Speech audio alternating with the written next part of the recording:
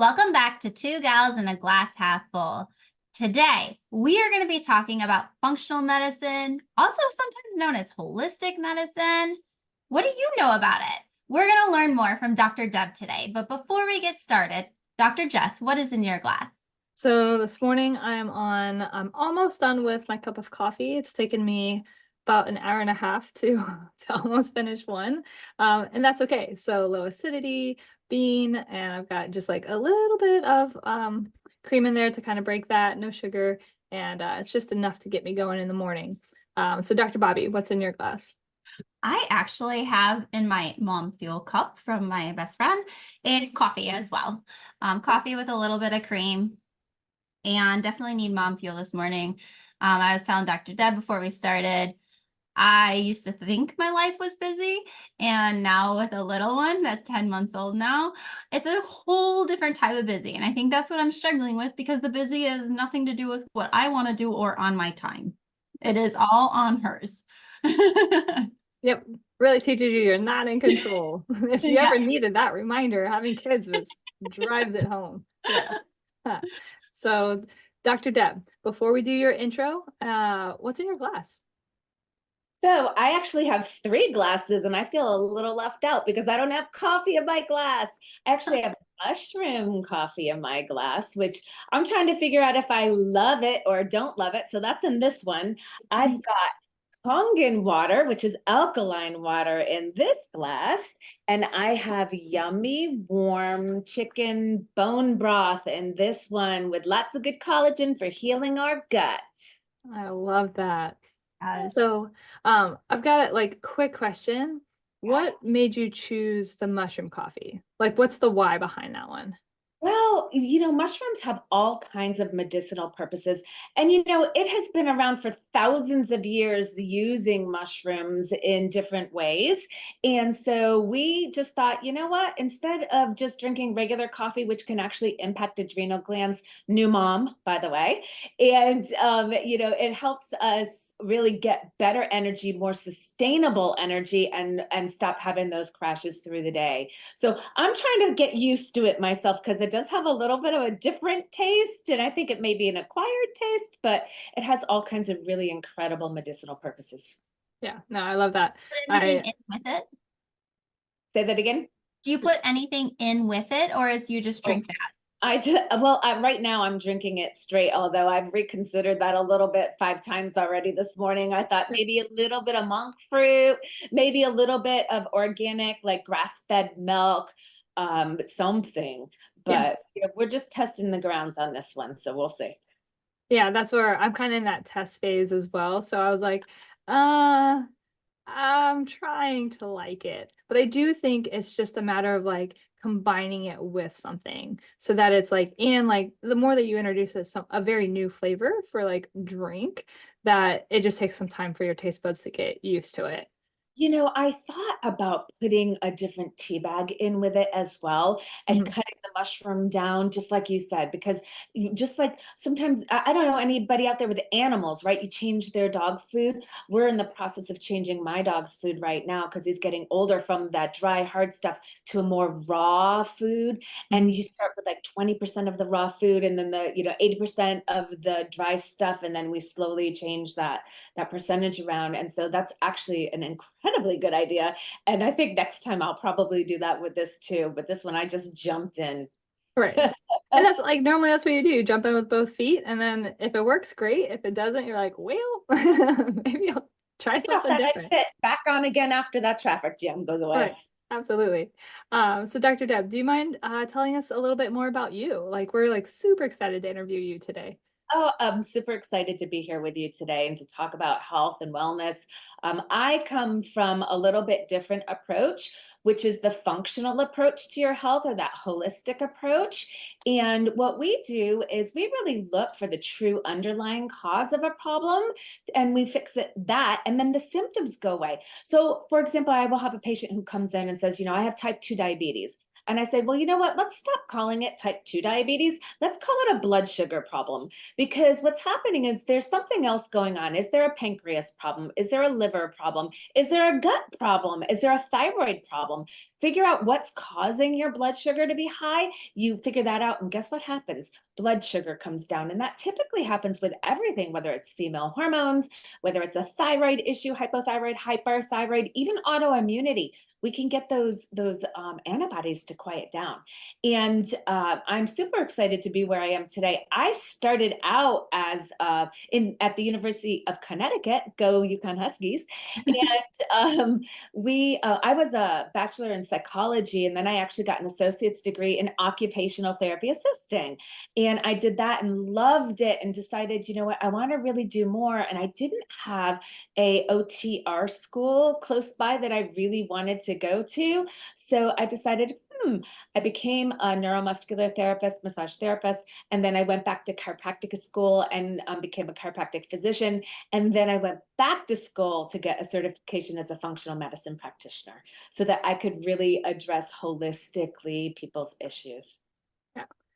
That's awesome. I love love that how, like, transition. your journey, like, and I think it goes to show, like, someone's journey does not need to be right from school to this, like, it kind of veered in through all these different paths, but along the way that gave you all this different type of knowledge too, from different perspectives. It does. And I think it also really opened me up to wanting to work with other health professionals. We talked about this before we came on today, how, we think it's really important to work as a team and work together, because I feel like the more brains that we have, the better we can help treat patients and get them healthy, so that they can have quality of life and be healthier and stronger moving through the different stages of their life. Absolutely. Everybody's going to have a different thing or things that they're really, really good at. And when you build this team around your health, currently we think of that as, well, I'm going to have my cardiologist for my heart and my neurologist for my brain, and my primary care is just kind of my go-to. And that's fine, However, I really think on a proactive side or preventative side of health, we could maybe not wait until we're in, cardiac failure, or we could not wait until we've had a stroke or something, right? What if we supported our health and our body so that we have that optimal function, and significantly decrease our risk of having to see some of those specialists, that then the intervention is typically now going to be a reactive intervention, which could be, some sort of pill that you're going to be on for a long time, surgery, injections, things that, again, are all going to be reactive. So I love functional medicine, holistic medicine, and working with my patients with, getting that provider into their life, because it's a different approach. It's not, well, let's wait and see what happens. It's, let's make sure we're doing everything we can to support you and your health. So I love every part of that. I love it too. Proactive, not reactive. And I think, one of the silver linings in COVID was people started to realize you actually really needed to take care of your health, that there's no magic pill. And I don't know if we're going to talk about the O medicine and the W and Ozempic and Manjaro. And I'm seeing all kinds of people coming in, and they're thinking, oh, I'm going to lose weight. And I can see that medication can actually really help some people with blood sugar when they're in danger, but they shouldn't be staying on these medications. They should be making those lifestyle changes, right? Learning to exercise the right way, getting their joints moving, getting their muscles stronger, and keeping their form right so that they're not hurting themselves, getting their guts right from the inside. And a lot of people still, they just want that magic pill. And I'm having a lot of patients come in and say, I've took Ozempic and now my stomach isn't moving. I'm constipated all the time. And I'm not losing weight anymore. In fact, I'm gaining weight. And then there's other patients that came in and said, I can't get the medication I need for my diabetes. And so, we're seeing how this stuff, can impact people's lives. And during COVID, when people really couldn't get medicine and other things, I would tell them, well, why don't you work on getting healthy so you don't have to depend on that stuff? right?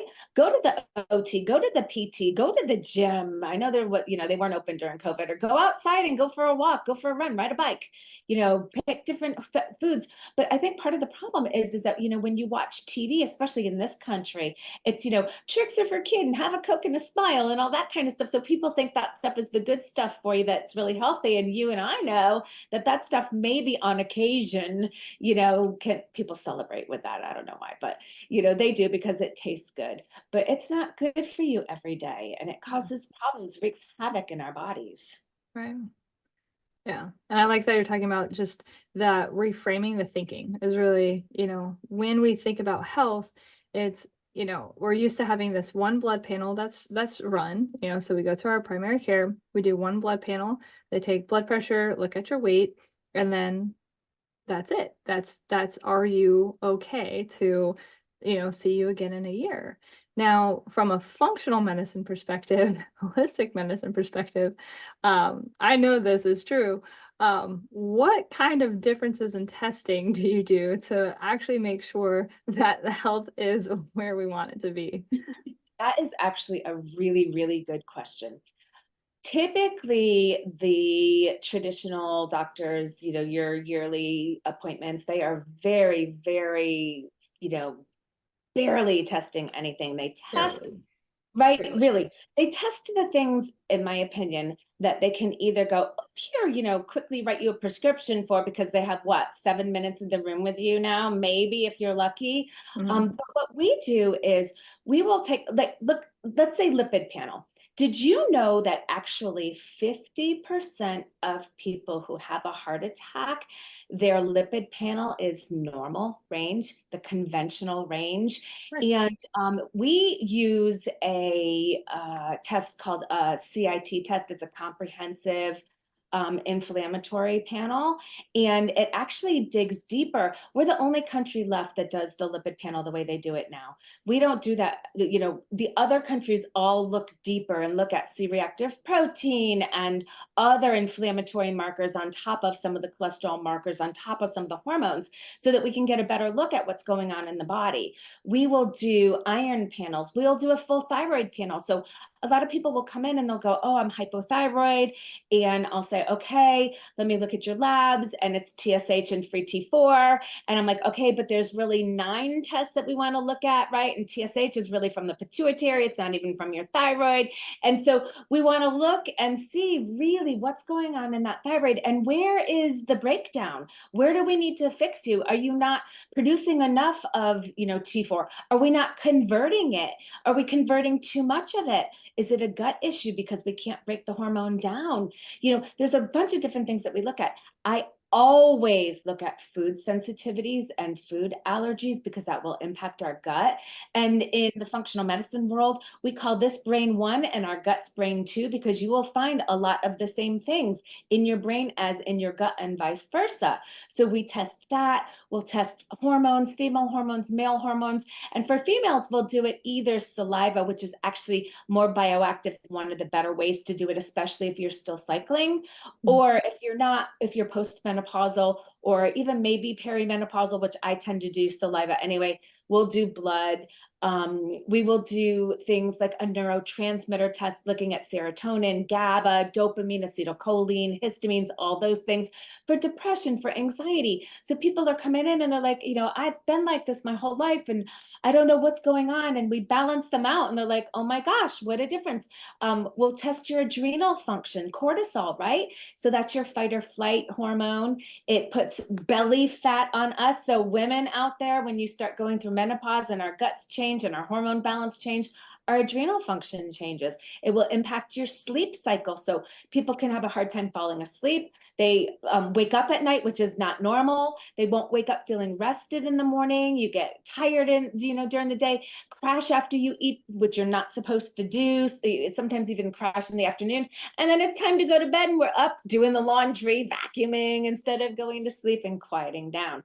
So really what we do is we test deeper for different things so we can figure out what is causing it. And you know what, really, it ends up being more than one thing. And so when we do that and we fix that with lifestyle changes, exercising the right way, because as you both know, not all exercise and stretches are the same for everybody. So what you might need, Jess, is not the same as what I might need, which is not the same as what my husband and maybe your kid might not need.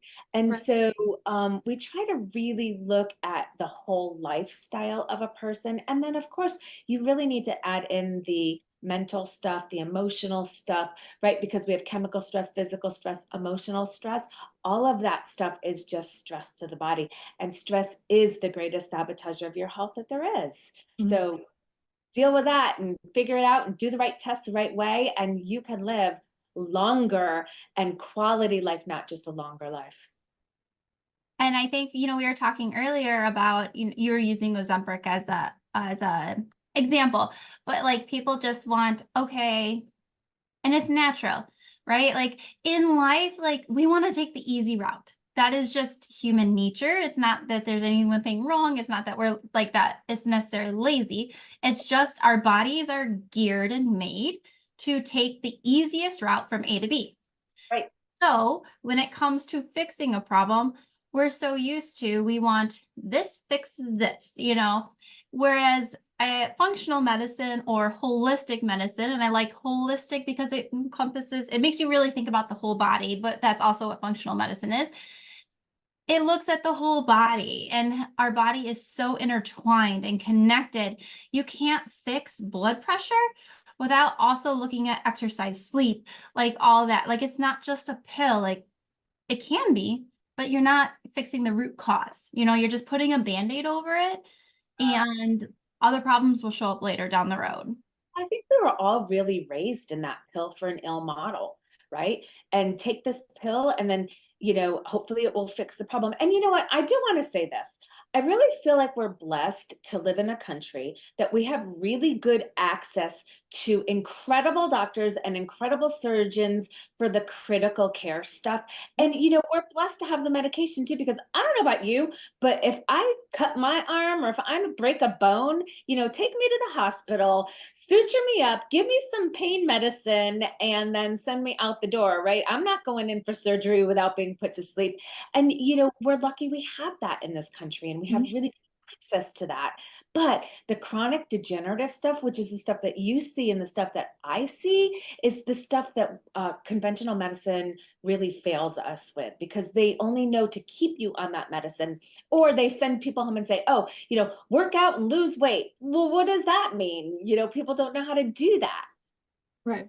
Yeah. And I think the seeing it as both worlds are important. I think that's like the number one thing. It's not just one world. We don't just have to wait until we've had a heart attack to then deal with the heart. Like there's ways that you can actually stay healthy and ideally prevent it. Does it mean that you will? No. So there's all sorts of different things that happen between, genetics and life and circumstance. And there's stuff that's completely out of our control. But there are ways that we can, and we know we can, this is proven, that we can improve our function and decrease the chance of some severe illness or surgical intervention or things being necessary. And so I think like making that distinction, because I've had a lot of patients be like, well, like I would have to pay money to see this functional medicine doctor, and I currently don't have anything wrong, right? Okay. And I'm like, well, it's not that you have anything diagnosably wrong. You do have current symptoms that are starting to show. It's not yet to this point where your cardiologist is saying this, or your neurologist is saying this, or your rheumatologist is saying this. But I can tell you based on this, and this, things are not great. And so I do think adding a functional medicine doctor to your team would be great. And so now the thing is, though, if we add functional medicine, oftentimes we're going out of insurance. So now this is another mindset with healthcare of I only do things that my insurance pays for. So Right. why is it valuable to go outside of insurance to see functional medicine. So that's a really interesting point that you just brought up. I'll talk about that. Let me talk about this real quick. So in a case of autoimmunity, let's talk about, let's say, Hashimoto's, right? Do you know that Hashimoto's, the antibodies that are attacking the thyroid that impact the function of the thyroid can actually be detected 10, 15, 20 years prior to it impacting the function that you would see, oh, TSH is too high, here, take this medication. So from a proactive approach and a functional approach or a holistic approach, if we had addressed it 15 years ago, most people would still have their thyroid working optimally because we would have caught it. Yes, you have to pay to do that test because most insurance companies don't want to pay for it. And our medical doctors aren't trained to say, hey, you know what? Your insurance isn't going to pay for this. It's going to cost you, $1,000, which it doesn't, but it's going to cost $1,000 out of your pocket, but it's going to also help me protect you for the next 20 years and keep the function of that thyroid working. And that's why stepping outside of the insurance model actually gives you better healthcare. That becomes healthcare instead of sick care. Right. Insurance is based on sick care, right? So you go, okay, well, we'll cover this vaccine. We'll cover this surgical procedure. We'll cover this CT scan. Instead of, oh, why aren't they paying for sneakers? Why aren't they paying for gym memberships? Why aren't they paying for organic foods? Things that are going to keep us healthy, because they don't make money on it. They make money on the medications. They make money on the surgical procedures, the co-pays, co-insurances, deductibles that we all have to pay for. Oh, and it's good for us, which is why they keep raising our deductibles, right? Skin in the game. That's not the game I want to have skin in. I want to have skin in the game of keeping myself healthy. And there are studies out there that show, either you're going to invest in your health now, or you're going to invest in being sick later. And I don't want to be sick. I want to be retired and traveling and enjoying grandkids, which I hope to have someday. I don't want to be giving up my house and everything I have and going and living in a nursing home or an assisted living, because that's what happens. And you give everything up. So yes, you do have to step outside of that insurance model. Yes, I get it. I pay $1,900 a month for my son, my husband, and I, and we barely go to the doctor to have it for the catastrophic, right? In case something bad happens. But we pay out of pocket for all of the other testing. Like, I'll do thermography scans. I do the ultrasounds, like breast ultrasound, just to make sure everything's good. I do all this stuff just right? So I can be proactive with my health, so I can catch things early instead of later when then, oh gosh, now we have a problem, right? Houston, we have a problem. Instead, we're going to catch it and not ever have that problem. And I think that's the difference by going through that health insurance model. They're just waiting and waiting and waiting for you to be out of this big range so that they can dive in and give you, medicine or that traditional approach, versus let's take care of the issue first, and never having to deal with the sick care because you most of the time are healthy. I think if they did a long-term study, they would find the significant financial difference of preventative med versus reactive medicine, or I like the word you say, sick care. I think there'd be a huge difference between the two. But a lot of times in our financial state, that also requires us to kind of have our finances and our priorities in order. And I think a lot of Americans, and I was not excluded from this group, sometimes struggle with that. And you're living paycheck to paycheck. So when you have a $250 bill out of nowhere, it's like, ah. But I think if we can change our mindset and really understand that paying that bill now is going to save me a ton of money later, and I'll feel a lot better, and I'll be a lot healthier, and I'll be active, and I can work longer, I can travel more, I can do all the things I love more if I invest in this little bit now. I used to always say this to patients, and I probably still do. I used to say, health is wealth and wealth is health. But now it's really like your health is your wealth, right? And your wealth is your health. Because if you're not healthy, it doesn't matter how much money you have in the bank. You're not going to be able to use it for the things that you saved it and put it away for. You're going to be using it for medications or for someone to come into the house and take care of you instead of for the good stuff. And so you really do have to put health in the forefront. And I think being strong and having a good gut are really the biggest things, especially for women, right? We need weight bearing activity. We need to keep our bones strong, because what a lot of people don't realize is as we get older, our hormones get out of whack. And when our hormones get out of whack, it leaches calcium from the bones to balance our hormones better. So then our bones are getting weaker. We get osteopenia, osteoporosis. We're not exercising because we're exhausted because our hormones are out of whack. Instead of, right, okay, let's just do some weight bearing activity, which is what you ladies can help with and teach people how to do. And they can do it with you. And then you bridge that gap for them and educate them on how to do it at home. And then if there's a problem, they come back to you and you can help them like that, as opposed to, months and months and months and months of having to come in. And that's what, how we look at it as well, the proactive approach and keeping you healthy. Yeah. I think if all we do is we only do what the insurance company says we're allowed to do, they're not putting your health first. They're not putting you first. I always try and remind people, you're the only one that's going to put you in the center. The rest of the world is doing the same thing, right? So the insurance companies are putting them in the center. The healthcare model is putting them in the center, profit margins. You are the only person that's the center of your world. So you have to advocate for yourself. You have to be the strongest you that you can. And then from there, you're going to be stronger for everybody around you and you, which is going to make you more productive.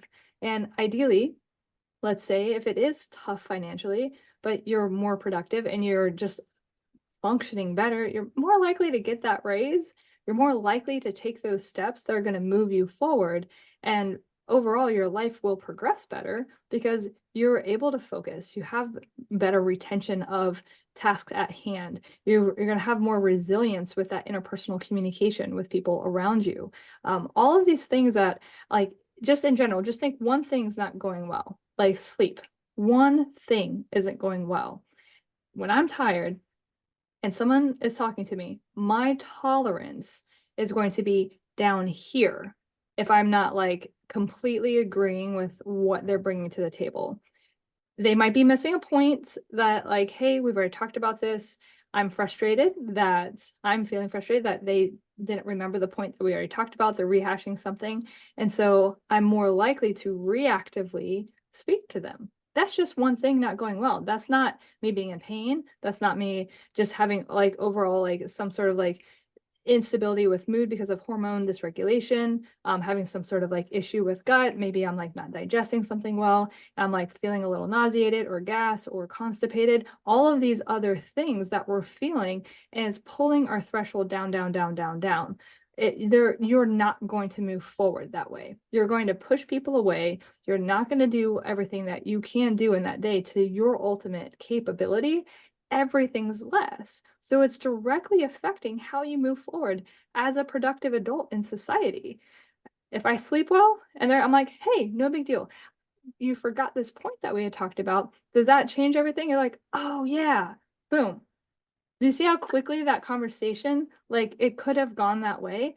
Instead of me getting frustrated and then there's more cortisol, there's more of this, like, I'm getting amped up, I'm ready for a fight. And that was one thing pulling down my threshold. So that's kind of how health is.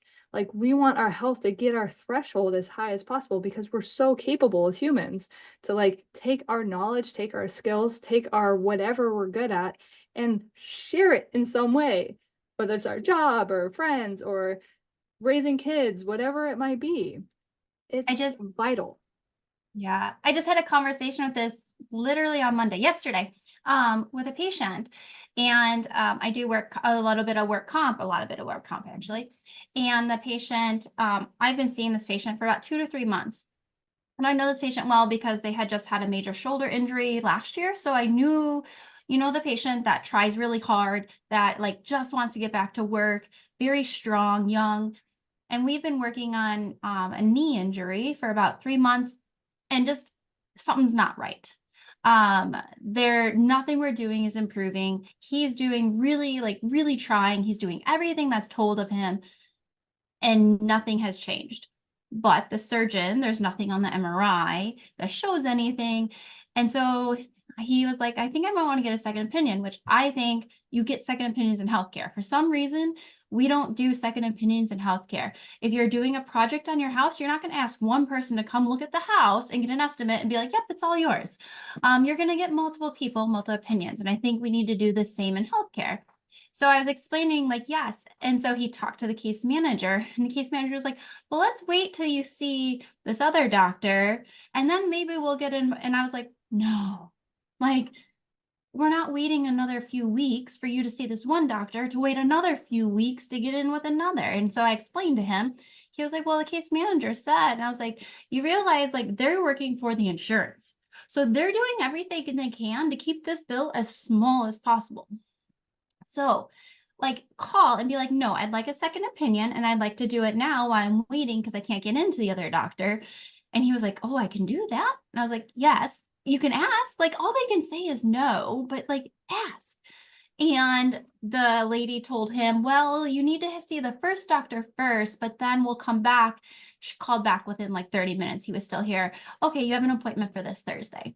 4 days later, 3 days later, he gets in for a second opinion. He was like, oh, you gotta like really speak up for yourself and you can't be scared to talk to doctors and physicians and tell them what you want and ask your questions. They're all in a rush, but ask them because as Jess was saying, you're the only person that's going to stand up for you. They are supposed to care about you. But in the end, you're a paycheck, and you're how they're getting paid. So whatever they can do fastest to get more people in, a lot of times they will. And I like that functional med is different. You Well, actually and spend so time. right. Yeah, you are so right about that. You've got to advocate for your health.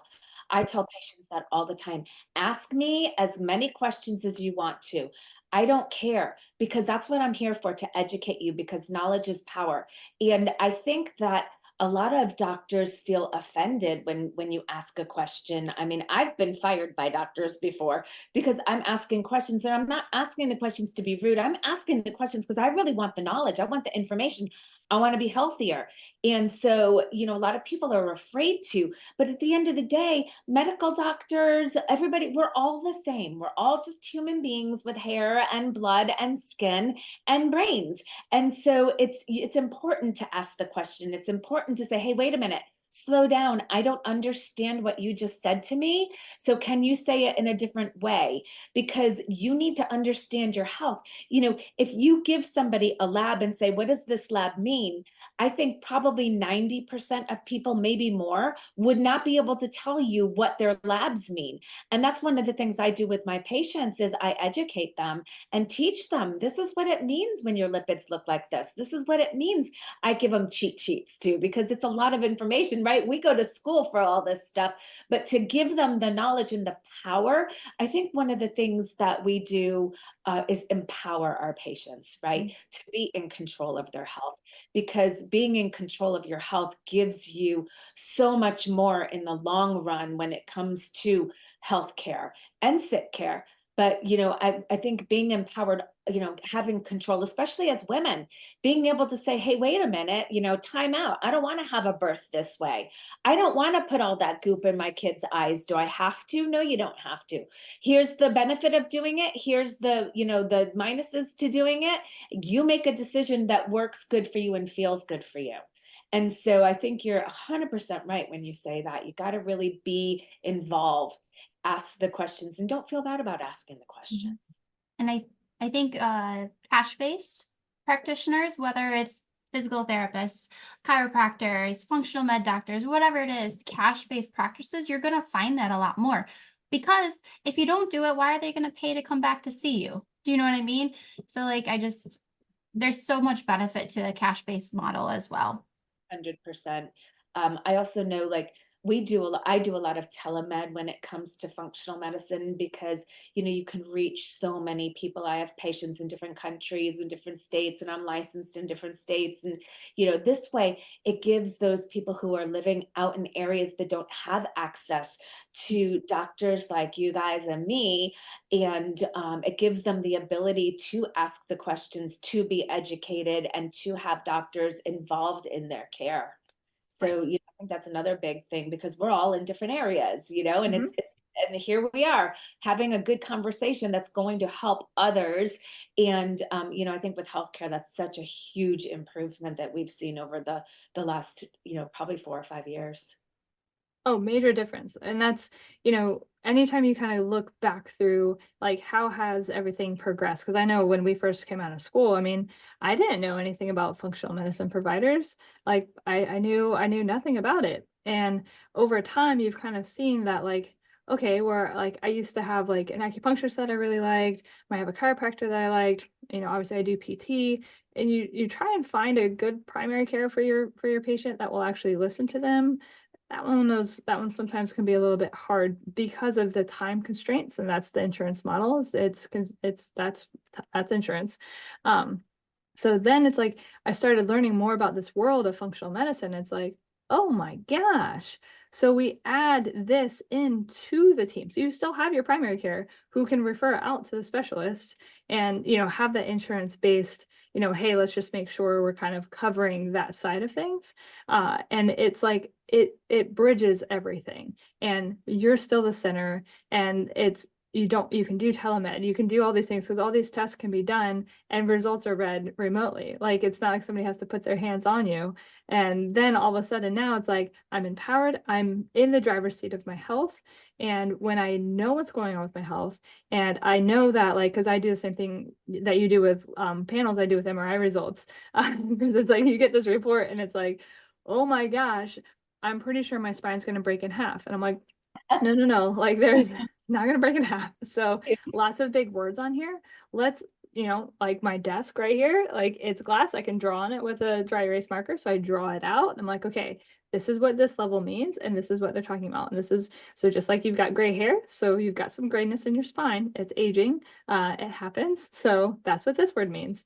And so like, the more that that person now is like learning and growing and has these people in their lives that are helping them, like all of a sudden it's like lifestyle change becomes possible. Prior to that, and that learning of like all of these different steps that need to happen, it never happens without knowledge first. And Right. so otherwise, what are you changing? Right. And, I do want to caution people, you do have to really do your due diligence, just like with any doctor, but especially with functional medicine doctors, holistic doctors, because there's a lot of people that are just popping up and saying, oh, I'm an alternative doctor. I'm a holistic doctor. I'm a functional medicine doctor that, took 3-hour weekend course or whatever, but really aren't. I've even seen this with some primary cares. They're saying, oh, yes, I do, alternative stuff now too, or integrative is another big one. And so patients will go and they'll say, oh, I saw an integrative doctor. I'm like, yes, that's awesome. What did they do? Oh, well, they did the same thing that my primary care does. And, they just said, oh, well, take vitamin C. So that's the extent to their integrative approach, but they're using it to get people in the door instead of really using the approach, the proactive stuff. And so you do have to be really careful. I always tell people, do your diligence, make sure you do your research, ask the questions, be your advocate so that you can get a good one, because there are so many of us incredible doctors out there in all the different fields. You just have to find them. Hmm. What are some of the questions that you would tell somebody to ask if they're looking for a good functional medicine provider? Like you're doing that phone interview when you call, like, hey, I'm trying to check in on this practice. Yep.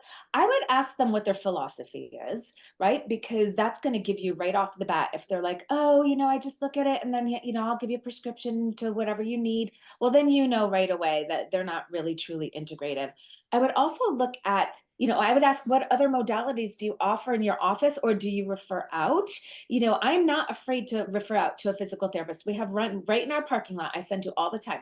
We have plastic surgeon. I have other primary cares. So if I don't have it under my roof, which I do, I have massage therapy, I have acupuncture, I have vitamin IVs, vitamin injections, I have digital x-ray, I have tons of nutrition supplements, chiropractic, all that stuff. but you want to ask, what do you offer, and who do you know that you can refer to if you can't help me? I think those are really important questions as well, because that's telling. If they don't know, because if I don't know, I'll say to them, you know what, I will find out, because I have a really good network that I can do that, and I will find that for you. If they don't say that to you, you don't want to go there. And what's your background? What's your experience? What kinds of patients have you helped? Have you seen anybody with what I have? So if somebody says that to me and I haven't, I will tell them, no, I haven't. However, I know that what you have going on is very similar to this. So I know that we need to look at these specific things. And then I will also make sure that you have the care that you need if I can't give it to you. So I think those are some really important questions to ask, and get the answers to before you go see any kind of a doctor, not only a functional medicine doctor. Yeah, I think just asking, ask, as we said earlier. Don't be scared to ask questions. Think of a little kid and how many questions they ask, and they don't care about your answer. Even if you say no, they ask again, And like sometimes we forget that as an adult. Like, ask questions so you learn, so you really can find a good fit for you. Exactly. Absolutely. And I think we were talking about this before we came on, is, you got to find the right restaurant. You got to find the right meal, right? Because not all restaurants are for every people. So or every person. I tell my patients this all the time when they come in and they say, oh, I went to a chiropractor and, I didn't like them, or I hurt a little bit more after. And I'm like, well, first of all, that can happen. And here's why. Second of all, so maybe they aren't a bad doctor. Maybe they just weren't the right one for you. Second of all, have you ever gone out to eat and gotten a bad meal? Have you ever gone out to a restaurant and had bad service? Well, of course, but did you stop going out to a restaurant? I've never had anyone say yes. They're like, no. I'm like, well, what do you do? They say, well, I go to another restaurant. Exactly. You find another doctor, because not every doctor and not every healthcare provider is for every person. And that's really important to remember too. Yeah, Yeah, and I I think that's fair. That's normal. Like, that's completely normal. And I think the biggest, for me, the biggest takeaway of this whole episode is that when we're talking about functional medicine, it's not to say that it's the only thing that's out there, right? That we're going to put all of our eggs into the functional medicine basket. That's opposite of what we're saying. What we're saying is, consider adding functional medicine into your team that you're building around you, and having that proactive approach can be really, really helpful. And learning more about it, and understanding that even with functional medicine, it's not like the first try is necessarily going to be great. You still have to do your research. You still have to know that you're dealing with a human who may or may not have your best interest in mind. It happens all the time in every single field that exists. So understanding that, like, hey, I want somebody that puts me at the center of my own plan, and knowing that I feel comfortable with that person is what's most important. And just keeping that open mind and understanding that it is my life to run, mine, not somebody else's. And from there, everything really does get better. It really, really does. I love it. Yeah. You So summed that up perfectly. yeah. So Dr. Deb, yeah. you have a book to share that we could share with our viewers called Your Journey to Wellness, Creating Ease Through Preventative Care. Could you just briefly tell us a little bit about that? Yes. So, part of the reason that I went into functional medicine myself is because I had a lot of healthcare struggles, and I was let down by traditional medicine. So, for example, I had cervical dysplasia, which is precancer in your cervix. And my OBGYN, who I love dearly, and I'd known him for, 20 years. And he would say, well, you can, do Lupron, or you can, oh, sorry, that was for, I think, my endometriosis, whatever it was, but we can do I had that too, endometriosis on top of it all, right? He's like, we can do a hysterectomy, we can take it out. And I said to him, well, if you do, what happens to those cancer cells if they don't go away? He's like, well, a lot of the research studies show sometimes they'll go to the lungs, sometimes they'll go to the esophagus. I'm like, so why don't I just leave it in and figure out what's causing the issue, which typically is a virus?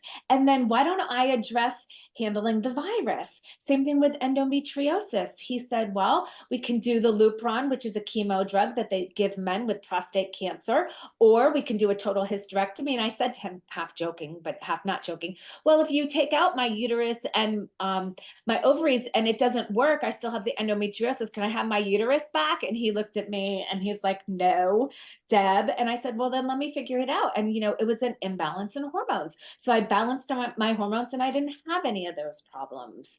So, you got to really look at all of those different angles. And that's how I got into functional medicine. I also lost a cousin to pancreatic cancer. And when they found it, it was literally this big and they found it by accident. He was a diabetic and he was having problems and he was in the hospital, and he happened to be in one hospital that had this huge machine that did this really cool scan. And they're like, oh my gosh, we found this pancreatic cancer, but we have to handle what was it? His bile duct was blocked. So we have to unblock it. So they kept trying to unblock it and it kept getting blocked back up. And they never got him healthy enough to do the Whipple to take out the cancer, which he shouldn't have died from. But they couldn't do it because his health was so compromised because he thought the medication he was taking was keeping him healthy. So a lot of those different things drove me to that. I 2 years ago lost my nephew to an anaphylactic reaction to dairy. It was a catastrophic anaphylactic reaction. And so, had we done a food sensitivity test on him and had known better that he had this, he had drank and eaten dairy his whole life. So why on that day did he have a reaction to it? Well, what was going on in his body? We don't know and we'll never know. I lost my dad to esophageal cancer. I didn't know he had acid reflux. I'm 54 years old. My parents are in their 80s. They didn't talk about that stuff like we're talking today. They didn't talk about that stuff. So I didn't even know that, all we had to do was help give him better stomach acid and better digestive enzymes to break his food down better so he wasn't taking that medicine that was screwing everything up. And then he was still having the reflux. He just couldn't feel it. And, we lost him. And so that is what drove me to write this book. And in my book, I talk about some of my struggles. And then I also talk about some of the things that we can do, eating healthy, the dirty dozen, the clean 15, which does change all the time, but just different ways to eat because a lot of the education isn't out there. People don't realize, the genetic modification of our food, the pesticides, herbicides, insecticides, fungicides, that this country alone is the one that uses it. In France, they actually have two crops, one that they send to the United States and one that they give to their people and the rest of the world, because none of the other countries allow what this country allows. And so, my goal was just to educate people, give them knowledge, answer questions, and let people know that they're not alone, that there are other people out there that are, dealing with this stuff, and that there is hope, that there's light at the end of the tunnel, and it is not a freight train coming at you, but it's actually hope that you can resolve your health issues and live a long, healthy life. Absolutely. There's so much that can be done. That's the cool thing. We just need to test for things in ways that are comprehensive and proactive, and then ideally get ahead of all the things instead of masking symptoms, address the why behind the symptom. And that is just not commonly what happens unless you work with functional medicine. And that's just the real answer. So all of Dr. Deb's information is going to be in the episode notes. So her contact information, with the telehealth, and then, more information about her book in case anybody's interested. We want to make it very easy to find it because I love this kind of passion. I love people that really do truly want to use their brain and life's energy to make things better for everybody else. So I appreciate the work that you do. Thank you. I appreciate you too and everything you do to help. Yeah, absolutely. All right, everybody. Share this episode with somebody if you think that it could help them. Don't keep it for yourself. Pass on the word. This is something that really a lot of people could benefit from hearing. So, and then stay tuned for next week.